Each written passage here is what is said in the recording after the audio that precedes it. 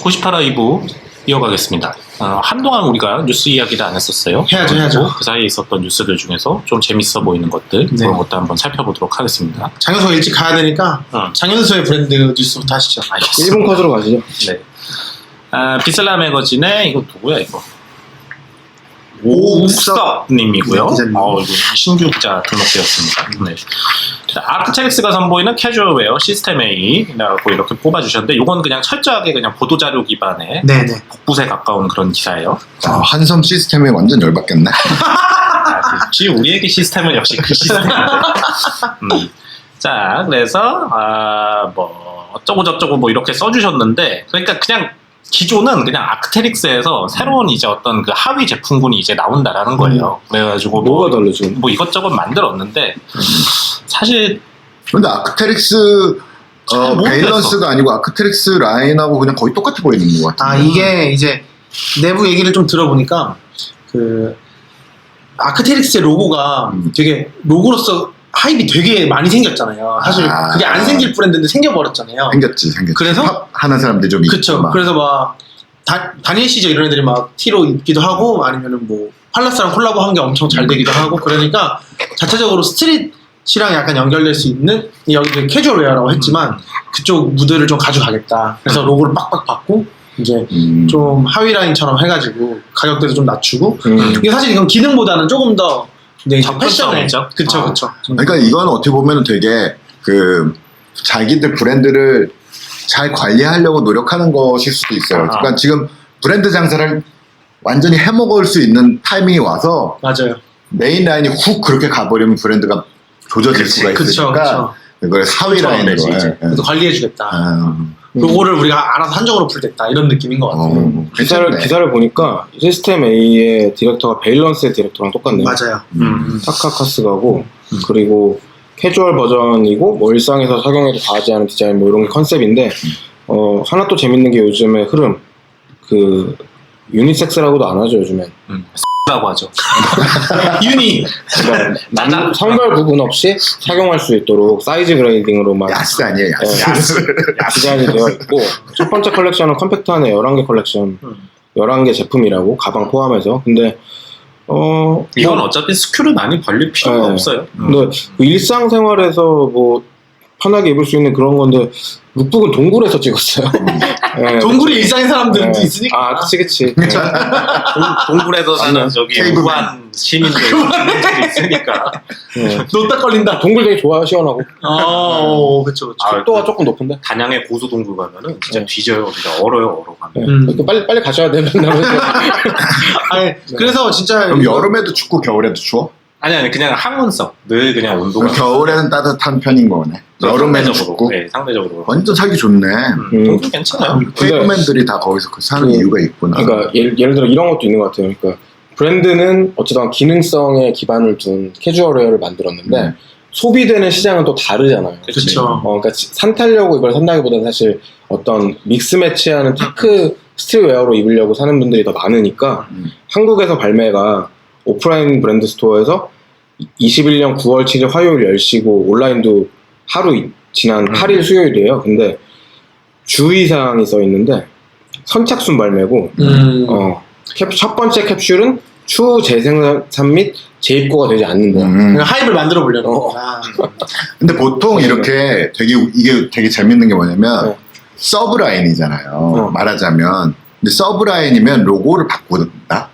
근데 얘는 지금 로고를 팔아야 돼. 로고 장사를 하려고 그러는 거니까 서브라인이라서 브랜드 명은 다른데 로고는 똑같은 거야. 맞아요. 그래서 좀 그게 재밌는 포인트인 것 같아요. 아마도 추후에 계속 그래픽으로 계속 재미를 보려고 하는 것 같아요. 그 웃음꽃도 글로벌 팀에서 연락 왔었고 다른 데도 막 연락 오는 거 보니까 그래픽 스튜디오들이랑 막 이렇게 협업해서 좀 재밌는 걸 많이 해보려고 하는 것 같아요. 아무튼 뭐 잘 팔렸으면 좋겠네요. 저기다 그래픽 멋있는 거 올라가면 좋지. 잘 팔리겠다. 라이센스긴 한데 동일한 시도가 이미 있었어요. 노스페이스에서 이제 그 화이트 라벨이라고 해가지고 판매가를 이제 낮춘 이제 그런 이제 제품군을 이렇게 해가지고 로고 플레이하는 그런 제품들 위주로 이렇게 파는 그런 제품군이 있었죠. 저번에 어디서 보니까 구찌 셔츠인데 노스페이스 로고가 겁내 달려 있더라고. 협업했었어요. 콜라보가 있었죠. 저는 아크테릭스를 좋아하긴 하는데 아크테릭스 밸런스를 좋아하는 거지 그 외의 제품군들에 대해서는 별로 관심이 없어가지고 이 제품 특히 저는 로고 플레이하는 거를 별로 안 좋아하거든요. 나 이거 쓰고 왔구나. 생각해보니까.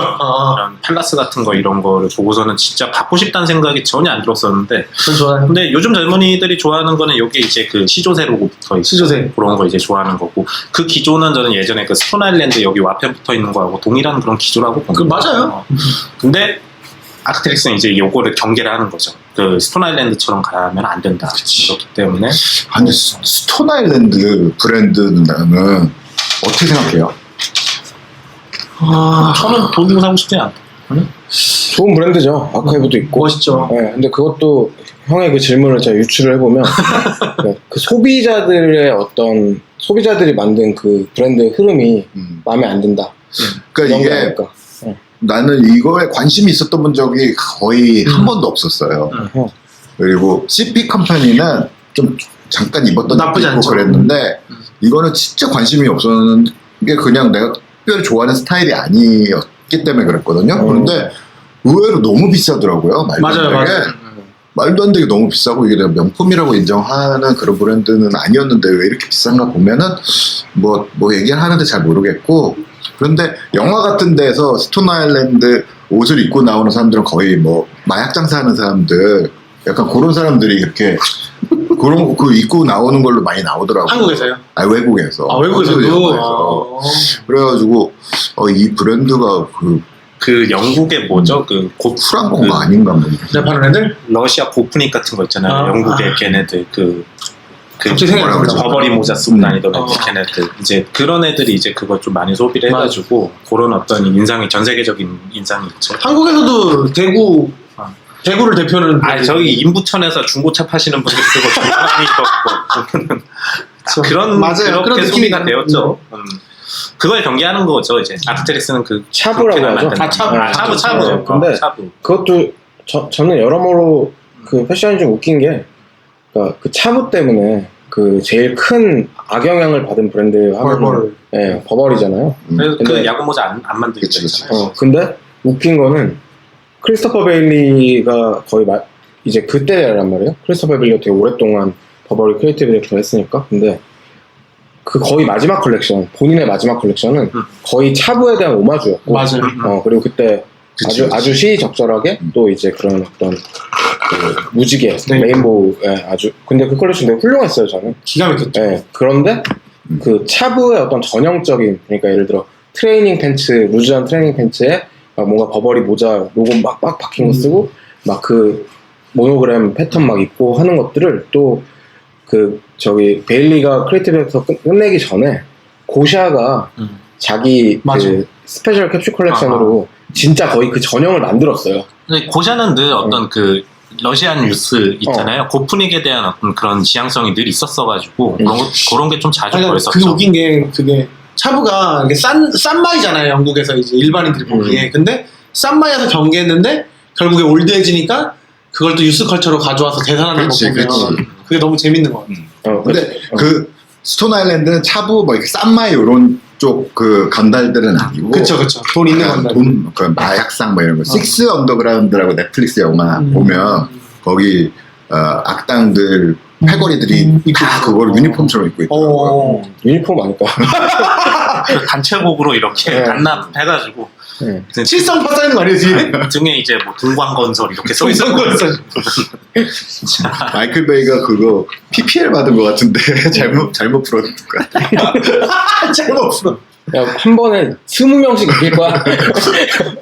자, 9월 7일엔가 아크테릭스 싼 아크테릭스가 이제 발매된다고 하니까 심심하신 분들 한번 그거 한번 지켜보시다가 한번 구매해 보시면 좋을 것 같습니다. 선착순입니다. 보내줄게. 그리고 아크테릭스는 이제 매장에서 이제 그게 있어요. 그 매장 판매라는 아크테릭스 제품들은 전날이나 뭐 전전날쯤에 입고가 될 테니까 그 매장 이제 매니저들하고 좀 친해지시면은 미리 좀 물량을 빼줄 수 있습니다. 그런 거 너무 위험한 거 아니야?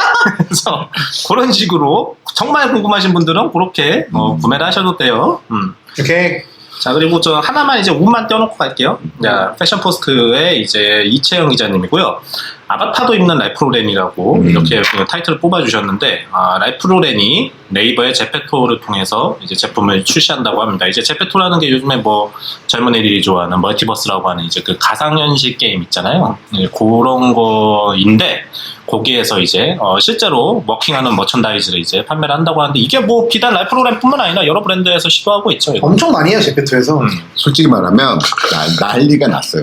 그러니까 예를 들면 그 우리나라 브랜드 거의 받아줄 생각 안 하고요. 글로벌 브랜드에서도 뭐 예를 명품 들어서 이런 거. 뭐 구찌인데 구찌 코리아에서 어프로치하면 안 받아줘요. 글로벌로만 받아주는 거예요. 제페토가 한국 브랜드잖아요. 네이버예요, 여기. 네, 근데 한국 건데 얘네들은 어찌됐건 플랫폼이니까 글로벌에서 들어오는 채널이잖아요. 그러니까 뭐 한국 제페토 따로 있고 뭐 서버가 나뉘어져 있는 게 아니잖아요. 그렇죠. 그러다 보니까 이제 글로벌 어프로치만 자기네들은 상대하겠다 약간 이렇게 고자세가 되더라고요. 레페토랑 콜라보하면 좋을 것 같은데. 라페토, 제페토. 그러면 우리가 거기서도 또 다양한 신발을 또 아바타들이 신어주겠네요. 그렇죠, 그렇죠. 구찌 뭐 이런 데도 뭐 했던 것 같은데 아닌가? 구찌도 또 했고, 팔고 막 이런. 뭐 막 그 루브텍 이런 데들이 좀 먼저 했었어요. 저도 이 제페토라는 걸 솔직히 잘 몰랐는데 은연중에만 알고 있었는데 네. 보니까 그래도 사회가 발전한다 이런 생각이 들어요. 왜요? 왜냐면 저는 진짜 이런 거 할 시간이 없거든요. 네, 근데 2억 명이나 하고 있다는 건 네. 그래도 여유롭게 살고 있는 사람들이 2억 명이나 있다. 그럼요. 네, 이런 생각이 들어요. 예전에 제가 이런 거를 했다고 방송에서 얘기했었잖아요. 검은 사막.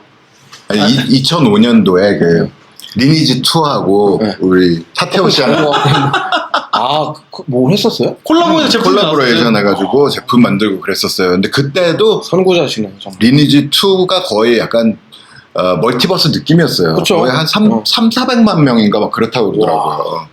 그래서 그걸로 빌딩 세우고 뭐 다 했는데. 그래서 실제로 게임에 타테오시안 링이라는 아이템이 있어요. 이야. 그렇습니다. 제가 씹덕. 이것 제페토 이것들 진짜 나한테 미리 와서 인사하고 그랬었어요. 그러니까 성호 형이 게임계로 갔었어야 되는데. 그죠? 게임계에 가가지고 현지로 연락을 한번 한 때가 있었어요. 저도 여기 제페토에 그 산책 무인 서점을 만들어 볼까. 근데 잠깐 2005년 얘기네요. 그러니까 얼마 전이에요 도대체? 16년 앞서. 네, 아무튼 그 기사 얘기를 조금 더 하자면은 네. 그 플랫폼이 이제 제페토에서 이 라이프로렌이랑 콜라보레이션을 했고 판매되는 아이템당 가격이 700원에서 3,500원 정도에 해당하는 그 제페토 머니 또 그게 따로 있습니다. 그치. 잼이라고. 하트같이 생긴 거. 네, 그래서 14개, 40개 정도 가량으로 책정이 됐고 고가 아이템이 폴로베어 스웨트 셔츠와 마드라스 셔츠고 선글라스랑 베이스볼 캡 같은 액세서리 중심 가격대는 조금 저렴하대요. 그래서 뭐 관심 있으신 분들은 이 제페토에서 라이프로렌으로 재밌게 잘 하시면 될 것 같습니다. 근데 이거 할 때 진짜 조심해야 되는 게 있는 게 우리가 이제 마케팅을 하는 사람들, 뭐 승진 같은 사람들 입장에서는 그리고 또 우리 회사 같은데 뭐 마케팅 매니저 이런 사람들은 당연히 이게 또 핫하다 그러니까 관심이 가고 그렇죠. 네. 뭔가 해야 될 것 같고 이렇지만 이거 많이 하는 요 사람이 과연 우리 고객하고 연결이 진짜로 되는 사람들인지는 한번 잘 봐야 돼요. 생각을 해봐야 있어요. 돼요. 네. 나이대나 이런 게 맞는데 라이프 스타일이 완전히 다르다든지 뭐 맞아요. 이럴 수는 있다는 거죠. 아니 실제로 그 브랜드들이 메타버스 같은 거 이거 졸라 하거든요. 요즘에. 왜냐면 뉴스에 존나 뜨니까. 근데 지금 명품들은 사실 라이프로렌도 그렇고 10대, 20대가 점점 안 입는 브랜드가 되기 때문에 이걸 에이지를 낮춰보려고 이걸 하는 거잖아요. 네. 근데 그런 전략적 접근 없이 물어보는 브랜드들이 거의 대다수여가지고 네. 하지 말라고 그래. 그렇죠. 어중간하게 할 거면. 네. 그러니까 예를 들어서 이제 뭐 틱톡에서 뭔가가 보여지면 지금은 우리 좀 워킹 하잖아요. 그렇죠. 이건 라이프 스타일하고 상관없이 나이가 이제 뭐 10대 뭐 티네이저 여자애들이 너무 좋아하는 그 거니까 거기에서 보여지면은 분명히 반응이 올 거란 말이에요. 근데 만약에 이제 제가 리니지 했을 때 경험으로 봐서는 뭐 닌저 씨들도 있지만 젊은 애들도 많이 있었어요. 그럼요, 많이 300만 있었고. 명이니까 그럼요. 많이 있는데 얘네들은 그런 거를 백화점에서 사고 이러는 아니지. 게 인생에 한 번도 없었던 그런 애들이 훨씬 더 많더라고요. 여기도 아직도 조금 그런 부분이 있을 수 있어 보이는 게 그냥 틱톡하고는 좀 다르잖아요. 거기에서 시간을 진짜 많이 써야 되는 거더라고 이거는. 그렇죠. 근데 저기서 매출을 낼 생각하면 안 되죠, 진짜. 진짜 거기서 맨 처음에 방 들어가가지고 무슨 점프해서 뭐 계단 올라가는 거 하는데 죽어도 못 하겠더라고요. 그러니까 그거를 펄펄 나는 애들 얼마나 거기서 시간을 많이 꼬라봐. 맞아요. 저도 동숲하다가 관뒀어요. 공수비도 인터페이스 별로 답답하잖아요, 좀. 나름대로 재미있는데 그게 어느 순간 그건 정말 맨날 꾸준히 해야 되는 거거든요. 맞아요. 왜냐면 뭐 게임이 엔딩이 있는 것도 아니고 뭐 이런 종류의 그 가상현실들이 다 그렇잖아요. 근데 그걸 계속 하려고 해도 못하니까 게임기 자체를 쥐지를 못하니까 맞아요. 어느 순간부터 그냥 놨어요. 네. 맞아요. 근데 안 그런 어쨌든 간 이 가상현실이라고 하는 것들은 지금 제일 사실 소용돌이 같은 주제이기도 하죠. 모든 걸 빨아들이고 있고 완전히. 사실 그 이제 뭐 이런 게임들은 정말 엄청 숱하게 많았잖아요. 옛날에 뭐가 있을까요? 뭐 그 집 짓고 도시 만드는 그 게임 갑자기 이름 생각 안 나는데 심시티 심시티 같은 것도 그렇고 비슷하고 개념적으로 보면 맞아요. 사실 네, 뭐 여러 가지들이 있는데 그러니까 이거는 약간 그 아이온이나 우리 뭐 검은 사막처럼 캐릭터 꾸미는 게 주요 테마더라고요. 맞아요. 그래서 캐릭터를 예쁘게 뭐 만들고 옷을 입히고 막 이러는 거는 그러니까 주요 테마라는 점이 그냥 예전에 이제 MMORPG 이런 것들보다는 그래도 여자 티네이저들이 접근하기 좋은 부분이 있긴 한 것 같아요. 맞아요. 옛날에 우리 싸이월드 아바타 꾸미듯이. 그렇죠. 네, 그리고 그 코로나 때문에 사실 제일 혜택을 본 게임이 동물의 숲이기도 하거든요. 정말 많이 팔렸어요. 맞아요. 네, 2천만 장 이상 팔렸고 근데 그렇게 된 것이 사실은 그 현실 세계에서의 어떤 하지 못하는 것들에 대한 그런 어떤 욕구 같은 거. 그러니까 작년에 외국의 대다수의 나라들은 폐쇄를 했으니까요. 도시나 국가를. 그래서 그러니까 동물의 숲 같은 게임도 이렇게 아예 글로벌리 그냥 다 누구나 서버 들어와서 할 수 있게 하면 훨씬 더 확장되고 그랬지 않았을까? 실제로 그래요? 그런데 그냥 뭐 몇 장이 팔렸다 이렇게 하는 거 보면 그러니까 그 온라인이 연결이 돼 있고 이제 예를 들어 넷플릭스랑 똑같거든요. 그러니까 구독제로 일정 금액을 내면은 온라인에 연결이 돼서 더 지독한 거죠. 돈도 받고. 각각의 뭐 그런 것들로 연결이 돼 있는 거고. 근데 닌텐도는 온라인에 대한 어떤 친화적인 기업은 아니라서 그쵸. 시스템이 조금 짜증나긴 해요. 네. 그러니까 뭐지 그 자기네 그 조작하는 게임기와 이걸 안 벗어나는 걸로 버티는 걸로 엄청 많은 오퍼튜니티를 잃었었다고 보더라고요. 근데 이제 그것 때문에 뭐 좀 얘기가 세긴 했지만, 그러니까 한창 닌텐도가 이렇게 완전 내려갈 때가 있었거든요. 2010년 언저리에. 근데 그때는 모바일은 반대로 거의 상승이 이것도 아니고 이렇게 올라올 때였어요. 그냥 수직 상승 진짜 말 그대로. 근데 그러면서 이제 주주들이 거기도 주식회사니까 이제 주주들이 모바일에 진출해라라고 압박을 엄청 한 거죠. 근데 닌텐도가 선택한 거는 휴대용이랑 거치형을 같이 할 수 있는 닌텐도 스위치랑을 만들었고 사실 그게 처음에 공개가 되고 바로 출시되는 게 아니라 뭐 한 6개월 후에 출시되고 막 이런단 말이죠. 보통 콘솔들은. 근데 그 와중에도 이건 실패다 라는 여론이 거의 대다수였어요. 근데 사실 그 첫 번째 거 많이 샀다는 얘기죠. 근데 결론적으로. 엄청나게 팔았고 그쵸. 주가는 거의 뭐 기업 역사상 최고치를 현재 찍고 있고 그리고 닌텐도의 게임기를 구매하는 사람들은 사실 그 플레이스테이션이나 엑스박스 같은 데 있는 AAA 게임을 사려고 하는 사람들이 아니거든요. 그 사람들이 닌텐도 하면 딱 하나예요. 닌텐도 게임 하려고. 마리오하고 젤다하고 동숲하고 그쵸. 포켓몬 하려고. 근데 그게 엄청 크잖아요. 그래서 한번 닌텐도가 포켓몬 고를 이제 라이선스 줘가지고 그게 사실 그 가상현실을 거의 처음 대중적으로 접목한 완전 난리도 아니었죠 한주 동안.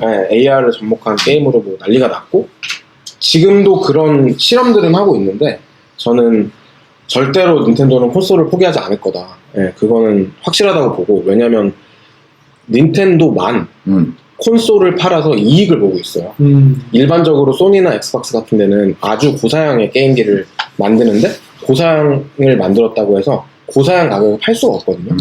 그러니까 그들은 얼마 안 나오는구나. 소프트웨어를 판매해서 그걸로 이득을 보고 콘솔은 어느 정도 초반에 손해를 감수하고 보급을 하는구나. 말 그대로 플랫포머라서 플랫폼을 많이 깔면은 그 전쟁의 승자가 되는 거거든요. 네. 그래서 그런 구조로 하는데 닌텐도만 약간 시야가 달라요. 닌텐도는 우리 거 하려면 씨발 이거 사 이 느낌이. 그것도 하나 있는데 예를 들어서 우리가 아이폰이나 갤럭시 같은 그 브랜드에서 플래그십을 사면 제일 비싸잖아요. 그쵸. 플레이스테이션이나 엑스박스가 그 기조예요. 플래그십, 시대 제일 빠른, 물론 현재는 PC보다는 안 좋을 수밖에 없지만, 근데 그런 것들을 만들어서 손해 감소하고 소프트 많이 팔고 점유율 높여가지고 천천히 회수한다. 한 5년 정도 텀으로. 네, 그래서 1억대 팔고 막 이런 거란 말이죠.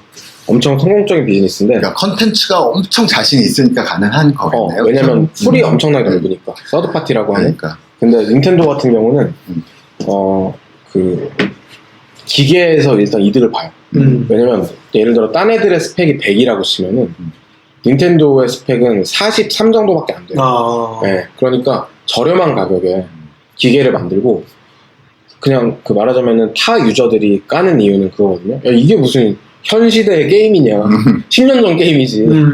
무슨 뭐 풀이 왜 녹색 뭐 폴리곤이냐? 뭐 이런 거 나오는 거죠. 그러니까. 네. 그러니까 이게 잘못하면은 지금 보면은 모든 이제 글로벌 이 기업들이 뭐 음악, 뭐 영화, 뭐 이런 거 이제 하다가 이제 마지막 지금 이제 다 덤벼드는 게 게임 쪽이잖아요. 그렇죠. 그래서 막 애플도 이제 뭐 게임 회사가 된다고 막 이러고 그러고 있는데 이게 진짜 그 일본만의 또 우리끼리만 잘 살 거야 이거에 하다가 그냥 뒤처지는 그게 될 수도 있을 거라는 시각도 있고. 그죠. 네. 이렇게 얘네들은 완전히 그거하고는 완전 리그가 다른 저 하이엔드야 이렇게 보는 시각도 있을 수 있는 맞아요. 거니까 그거는 좀 우리가 지켜보도록 합시다. 네. 그리고 이 제페토에 대해서 이제 하나만 더 저도 언급을 마지막으로 하자면 그러니까 결국 이거는 성취하기 위한 게임들이랑은 조금 다른 거죠. 달라지죠. 그러니까 제페토든 동숲이든 아무튼 그 가상 현실에서 아바타를 만들어서 어떤 대박을 낸 게임들을 보면은 목적은 그냥 하나예요. 사는 거. 거기서 사는 거 그냥 내가. 네. 그리고 그게 사실은 먹히는 거죠. 왜냐면 리니지가 300만을 모으면 제가 봤을 때 최대치로 아무리 모아봤자 1000만이 안 돼요. 그게 그 경쟁하는 게임들의 최대치고 사실 그 정도면은 강남에 빌딩 몇 개 질 수 있죠. 네. 근데 이런 게임들은 어나더 레벨인 거죠. 왜냐면 살게 하니까. 제가 아이온을 열심히 했었던 적이 있었거든요. 근데 그걸 할 때 약간 그 안에서 내가 실제로 살고 있다는 느낌이 들었었어요. 그죠. 그리고 뭐 어느 무슨 언덕에서 막 싸우고 막 이랬을 때 거기가 그냥 내가 어렸을 때 놀던 동네 같은 느낌이 막 지금도 가끔 들어요. 그런데 더 무서운 거는 그 안에서 경제 활동도 실제로 벌어지고요. 거기에서 버는 돈으로 먹고 사는 사람도 있어요. 그죠. 그 사람들이 이거를 이렇게 하다가 진짜로 우리 그 매트릭스처럼 고생활만 하고 막 이렇게 되는 초이스를 할 수도 있겠다. 그쵸, 이런 생각이 그럴 수 좀. 있어요. 저는 네. 진짜 기술이 발달하고 뇌의 어떤 비밀 같은 게 또 풀리고 그러면 가능하죠. 진짜 우리가 SF 영화에서 보던 것들을 올 수 있다고 봐요. 맞아요. 네. 경제 활동을 거기서 하는 거지. 창조적인 어떤 것들을 제가 죽기 전에 나왔으면 좋겠어요. 저도 해보게.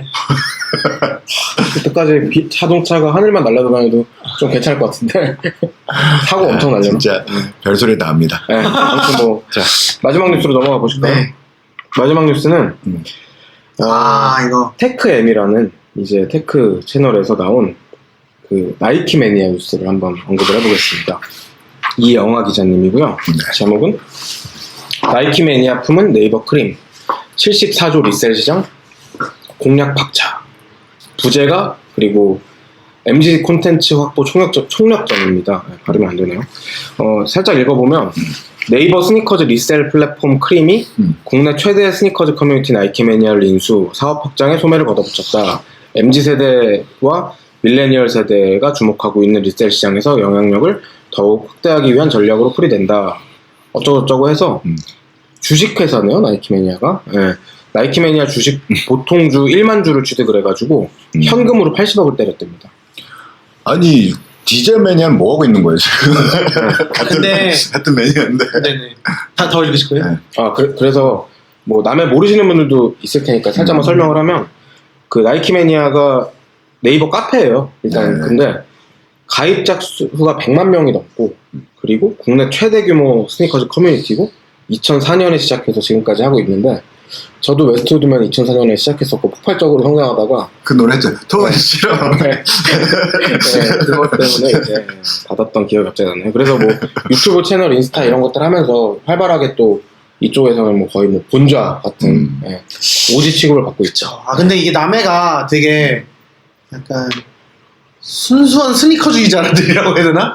그런 기조들이 있잖아요. 그러니까 막 스니커주의자? 약간 상업적인 거가 막 카페에 들어오면 막 싫어하고 막 이런 것들이 기본적으로 있단 말이에요. 그러니까 야 우리가 이거 정보를 올리는 거는 우리가 좋으려고 하는 건데 너네가 이걸 상업적으로 이용해? 이런 기조가 원래 있었거든요. 있죠. 근데 이거를 딱 기사 뜨자마자 난리가 났어요. 모든 게시판에 막 섹스 파트너 구합니다. 막 그냥 난장판을 치는 거예요. 일부러 네. 깽판 치는구나. 그쵸. 근데 실제로 커뮤니티 실제로 구하는 거 아니야? 실제로 구하는 근데 실제로 커뮤니티 이런 커뮤니티는 물론 100만까지 된 커뮤니티가 개짝살나는 거 많이 못 봤던 것 같긴 한데 이 여론 한 방으로 커뮤니티 그냥 망하는 건 순식간이긴 하잖아요. 저는 그게 궁금해요. 그러니까 일단 그런 관점에서 어쨌거나 사실 이런 종류의 좀 특수한 플랫폼들 있잖아요. 그러니까 나이키 매니아, 디젤 매니아, 무슨 패션 쪽에도 되게 여러 가지가 있고 그런데 사실 그런 데들이 엄청나게 커진 거는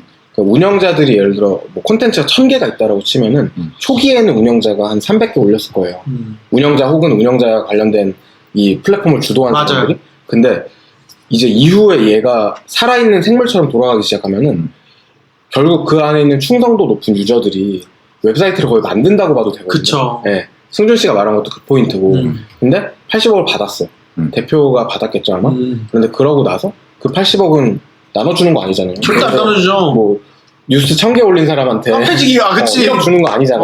네, 그러니까 그런 데서 오는 어떤 괴리가 그죠 괴리와 자본의 어떤 그 충돌인데 말하자면은 어쨌거나 인수한 거는 팩트고 이건 되돌릴 수 없어요. 제가 봤을 때. 네. 네, 그런 상황에서 크림이 그걸 몰랐을까? 남의 운영자가 몰랐을까? 저는 당연히 다 알았을 거라고 생각하거든요.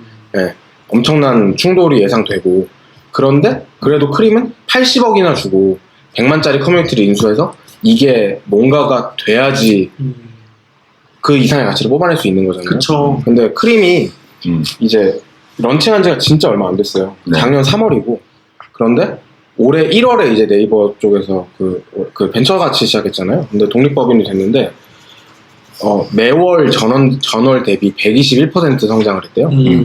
그리고 1년 동안 누적 거래액이 2,700억이래요. 네, 2,700억 돌파했다는데 저는 그런 것 같아요.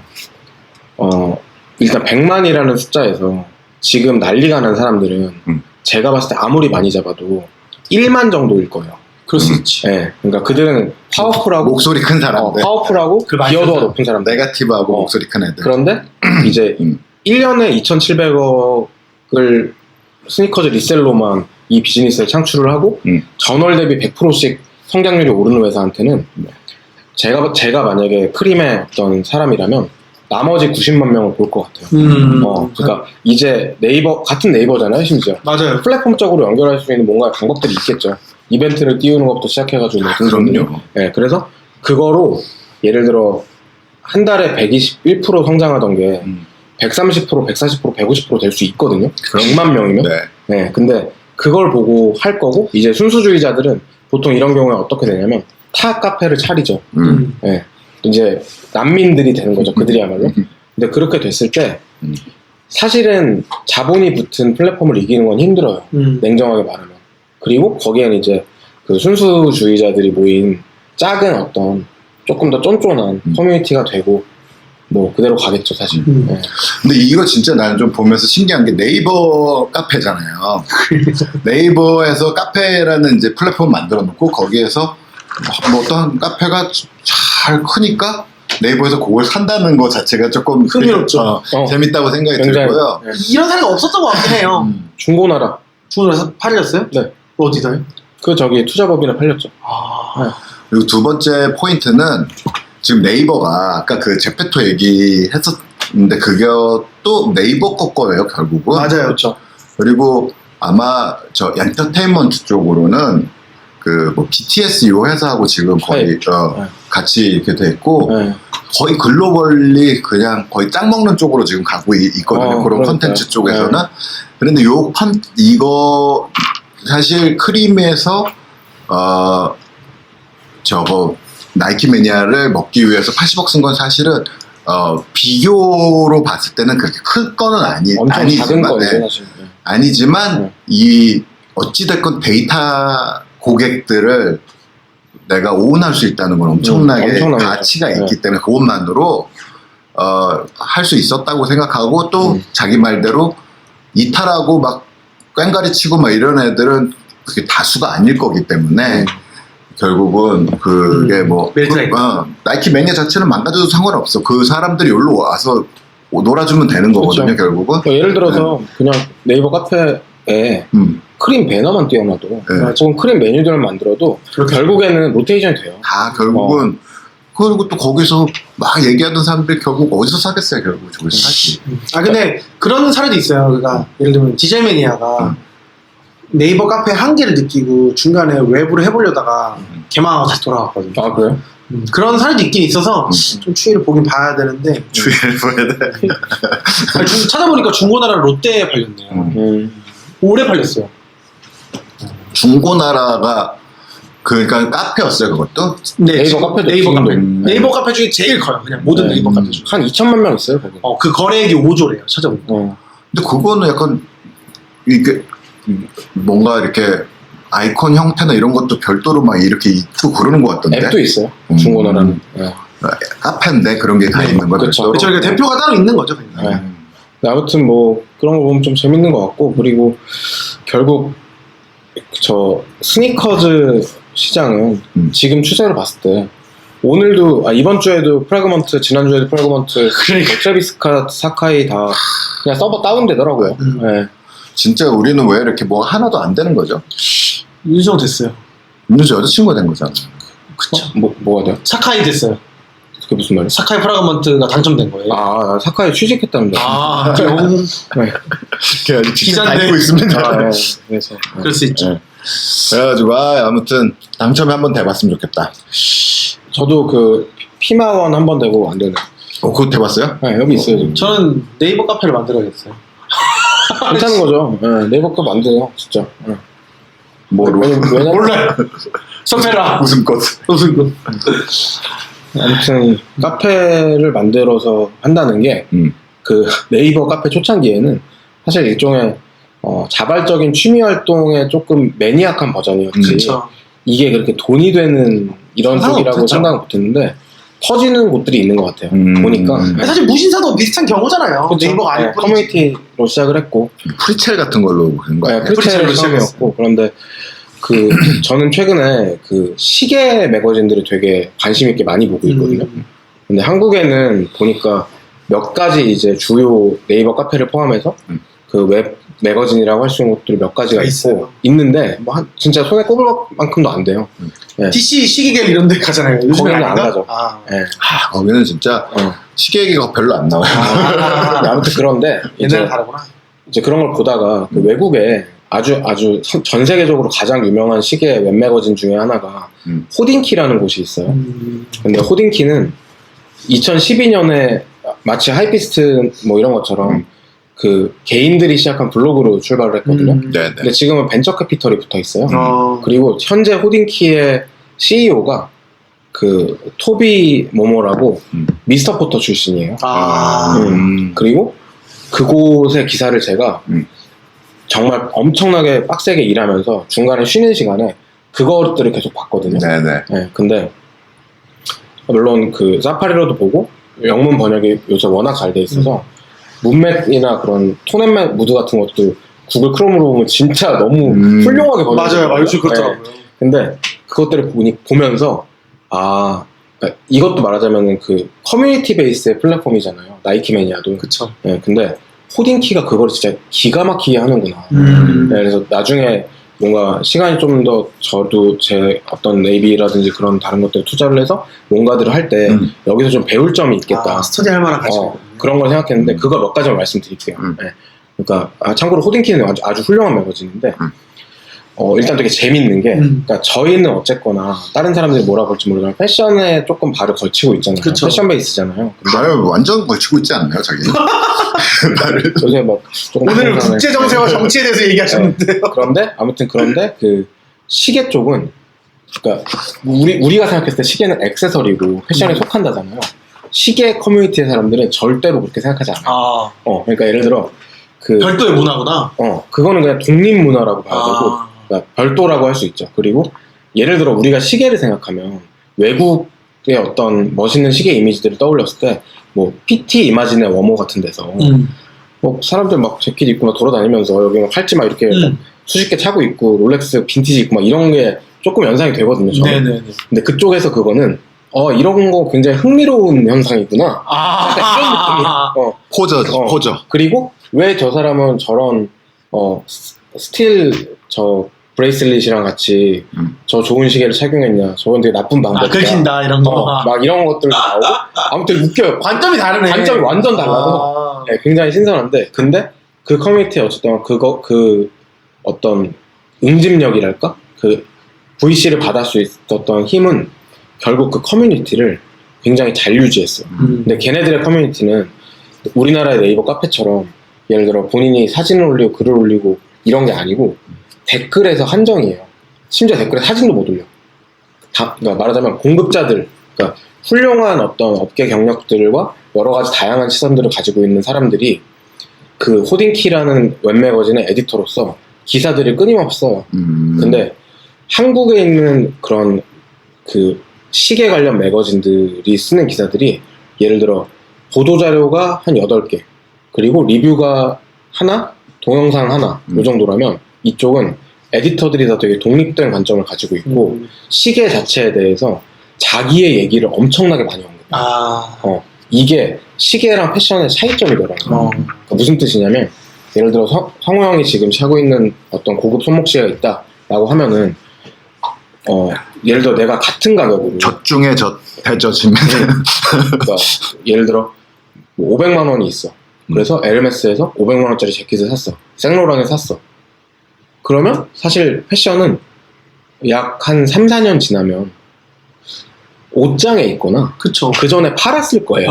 네, 실제로 엄청나게 빠른 사이클이 되잖아요. 그러니까 시계도 마찬가지로 뭐 코로나 이전에는 뭐 스위스 베젤이라든지 뭐 이런 그런 페어들이 있고 그게 파리 컬렉션의 역할을 하는데 바젤 페어. 바젤 페어가. 네, 근데 그런데 이제 이쪽에서는 시계는 내 아들의 손자도 찰 수 있는 그런 메이킹이 엄청나게 돼 있잖아요. 히스토리를 계속 강조하고. 그러니까 30년 전에도 히스토리를 강조하고 지금도 히스토리를 강조해서 히스토리가 30년어치가 더 쌓인 브랜드들이 거의 환자 수준이야, 그 사람들. 거기서 다 중병 걸려있고. 근데 그런 것들인데 이게 엄청난 차이를 만들더라고요. 그러니까 예를 들어서 한번 그 문화에 빠진 사람들은 그들이 좋아하는 것들은 신제품이 아니에요. 신제품을 사는 사람들이 물론 브랜드들은 다 포커스를 맞추고 있는데 그 사람들이 좋아하는 것들은 어떤 그 물건이 가지고 있는 물건 이상이 된 이야기들에 굉장히 열광을 하는데, 제가 여러 가지 시계 외국 매체들을 봤거든요. 그거를 가장 잘하는 데가 호딩키더라고요. 그러니까 딴 데들은 조금 더 리뷰적으로 접근하고. 서구 씨는 아직도 돈 싫어요? 아니요, 엄청 좋죠. 근데 그래서 하는 얘기인데 지금 말한 대로 그런 매거진이 왜 있겠어요? 그러니까 우리나라는 아직도 내가 뭐 하나 살라고 그러면 막 종로에서 막 발품을 막 팔지 않으면 맞아. 별다른 솔루션이 없어요. 근데 해외에는 지금 빈티지 와치, 그다음 세컨핸즈 아니면은 인디 시계까지. 맞아. 이것들이 정말 가격이 싸지 않으니까 굉장히 신뢰할 수 있는 공신력이 있는 지금 뭐 크림처럼 내가 이거를 사는데 짭이 아니어야 되잖아요. 뭐 이런 거를 진짜 할 수 있는 그런 플랫폼이 우리나라만 없어요 지금. 맞아요. 그래서 딴 데는 다 있구나. 그 형 말을 조금 이어서 말을 하자면 그 호딩키가 그래서 2010 몇 년부터 시계 스트랩, 뭐 시계 케이스 같은 것들을 팔기 시작했는데 지금은 뭐 몇 가지 브랜드를 뺀 세계적으로 유명한 예를 들어 불가리 같은 데도 들어와 있는 공식 딜러예요. 그래서 한정판 같은 것들을 엄청 만들고 그냥 뭐 500개씩 만들어 뭐 오리스 이런 브랜드랑 시계를 만들고 별주 뭐 이런 거. 나이카랑 같이 막 진짜 예쁜 카메라를 만드는데 그냥 솔드아웃 무슨 이 업계에 지금 나이키 프라그먼트예요. 네. 그렇구나. 그래서 상당히 재밌고 이것들을 보는 게 얘네들이 이걸 알고 있어서 에디터들이 자신의 웹매거진에 댓글로 사람들이랑 소통을 엄청 졸라 열심히 하는구나. 그 엄청 하고 스타가 되겠네. 이미 스타겠네. 스타요. 네, 그러니까 누가 그러더라. 자기네들 이제 글에 써있던 것 중에 되게 재밌는 게 그런 약간 포크록이라고 해야 되나? 아무튼 가수 중에 진짜 유명한 존 메이어라고 있잖아요. 알죠. 존 메이어 뭐 완전 세계 탑 클래스고 그쵸. 기타리스트로도 거의 뭐 넥스트 에릭 클랩튼 이런 느낌이란 말이에요. 그 사람이 시계에 쓴 돈이 $10,000가 넘는데요. 얼마예요? 100억이 넘는다는 거죠. 네. 지금 저번에 제가 그 남친룩 얘기할 때 우리 시대에 약간 이런 애가 전형적인 남친룩 하는 애다라고 해서 마이클 조라고 중국계 홍콩에 있는 그 중국계 그 친구 얘기를 했는데 걔가 지금 드레이크스 오너이기도 하고 막 이렇게 이렇다고 그랬잖아요. 그 친구가 거의 일주일에 빈티지 워치를 2-3개씩 딜리버리를 받으면서 자랑을 해요. 그러니까 돈이 많구나. 돈이 많은데 돈이 많은 사람들이 소비 패턴이 달라졌다는 거죠. 예전에는 막 뭐 레이몬드 웨일 뭐 이런 거 막 사고 이랬다면 지금은 안 그런다는 거예요. 막 무슨 좀 더 히스토리가 있고 이야기가 있고 뭐 이런 것들을 더 컬렉트하고 싶어하고 그것도 다시 리셀하고 싶어하고 막 이런 그 재미에 사람들이 빠져 있기 때문에 요게 우리나라도 넥스트에 바로 들어올 스니커즈 시장 같은 그런 거시기가 될 것이다. 저는 완전 공감하는 게 어쨌든 그 사적인 이야기들을 풀면서 물론 새 제품에 대한 얘기 리뷰 이런 것도 굉장히 잘 돼 있는데 말하자면 브랜드는 어쨌든 간 빈티지를 브랜드가 파는 게 아니잖아요. 사실 빈티지가 아무리 비싸게 경매에서 막 폴리먼의 롤렉스 데이토나가 막 몇백만 달러에 팔려도 롤렉스한테 한 푼도 안 간단 말이에요. 네, 근데 이게 되게 웃긴 구조가 그게 어떤 브랜드에 대한 환상을 만들어요. 그래서 현재 롤렉스 매장 전 세계 어딜 가도 몇백만 원의 돈이 내가 있어도 데이토나는 절대 못 사고 심지어 데이토나는 진짜 불가능하고 그거는 그냥 불가능이고 제품을 안 만들어요? 아니요 만드는데 걔네가 수량 조절하는 거죠. 프리미엄을 제일 많이 붙는 게 데이토나예요. 그리고 예를 들어 800만 원짜리 시계를 뭐 2배 가격 주고 사야 되고 막 이런 건데 근데 결국 그게 매거진들이 만든 상승 효과처럼 보여요. 저는 예를 들어 브랜드의 가치, 이야기, 개인적인 스토리 같은 것들을 하면서 사람들에게 그걸 더 소유하고 싶게 만들고 브랜드는 새 제품을 계속 공급해. 근데 물량 조절해. 그래서 결국 빈티지도 오르고 브랜드의 가치도 오르고 웹매거진의 가치도 오르고. 지금 이거 공부 좀 해야겠네요. 시계 공부 좀 해야겠네요. 근데 저는 그래서 늦었나? 아니 없어 아직. 예를 들어서 저는 이런 거죠. 그러니까 뭐 물론 저는 지금 그냥 거의 취미 수준으로 제 네이비를 하고 있지만 제가 최근에 제일 좀 패션 쪽에서 질린다고 생각하는 거는 그 수많은 드롭과 수많은 신제품 정보거든요. 네. 근데 패션 쪽은 물론 빈티지라는 개념이 되게 희박하지만 요즘에는 그래도 많이 좀 늘고 있잖아요. 그러니까 세컨핸즈도 늘고 있잖아요. 패션은 그렇죠. 네. 근데 시계 쪽은 그게 이렇게 대중적이지 않아요 아직도. 그렇죠. 네. 그런데 아주 소수의 시장이죠. 근데 또 웃긴 건 우리나라 사람들 되게 기술이 좋고 재주가 많잖아요. 그래가지고 그냥 개인인데 그 공장이 아니고 개인인데 요런 시계들을 뭐 밸런스를 맞추고 막 이러는 거를 거의 전문가 이상으로 잘하는 사람들도 되게 많은 거예요. 맞아요. 그러니까 너무 재밌는 거리가 많은 카테고리다. 우리나라에서 정말 커질 수 있고 사실 관심 가지고 있는 사람들이 이렇게 많을 줄 몰랐는데 정말 많더라고요. 그러니까. 근데 그것들을 제대로 볼 수 있는 그런 게 없다는 생각이 들고 근데 저는 이게 되게 그러니까 저는 시계 쪽 뭐 미디어가 유망합니다 이 얘기를 하는 게 아니고요.